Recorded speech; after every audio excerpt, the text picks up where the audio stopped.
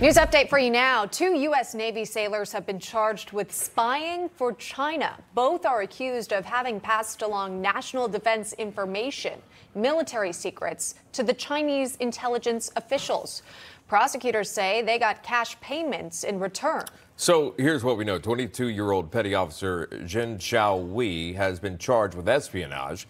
Meantime, 26-year-old Petty Officer Wang Hengzhao has been charged with conspiracy and receipt of a bribe by a public official. Wei and Zhao are allegedly to have passed along sensitive information related to the technologies they work with and about upcoming Navy operations, including international military exercises. In fact, here's more of the charges.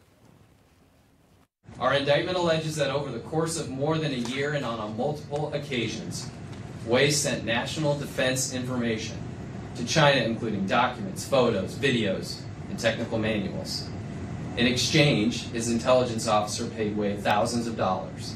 Among other things, the indictment charges that Mr. Zhao transmitted operational plans for a large-scale U.S. military exercise in the Indo-Pacific region, which details specific location and timing of naval force movements, amphibious landings, maritime operations, and logistical support. We also know this. The sailors are set to return for detention hearings next week. China has not yet commented. With us now, Fred Fleitz, former CIA analyst, former chief of staff of the National Security Council in the Trump administration. Fred, we know treason is punishable by death in the U.S. These sailors are charged with espionage. Is that a form of treason? I mean, what are they really facing here? Oh, this is definitely treason. These sailors gave enormously valuable intelligence to China. Manuals of weapons, pictures of the insides of ships, pictures of computer screens. And it sort of goes to show how aggressive China's intelligence operation is. And they used two methods here. One, they recruited one of these sailors to be a Chinese intelligence asset, and they fooled the other sailor into giving information to someone who was posing as a Marine researcher who was really with Chinese intelligence. It's very complicated to set up these operations, to identify the person who they want to recruit, and to get them to betray their country. That's how good Chinese intelligence is. Talk to us about this. This story is so rare. How would they be fooled into doing so? Would there be money involved? How would they be convinced, in your opinion, to, again, turn their backs on the United States, essentially? Well, my guess is that Chinese intelligence met these guys in bars, and somehow they got to know them and recruited them and co-opted them.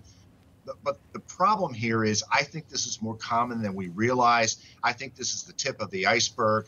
One problem the U.S. government has is it is not investing near enough time and money in counterintelligence to find people who are betraying this country for money or for ideological reasons, not just in the military, but also in our intelligence services. I want to play this sound for you, Fred. The Assistant Attorney General of the Justice Department's National Security Division.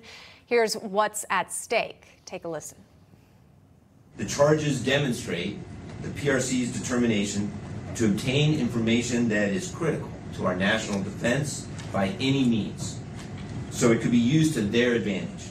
The alleged conduct also represents a violation of the solemn obligation of members of our military to defend our country, to safeguard our secrets, and to protect their fellow service members.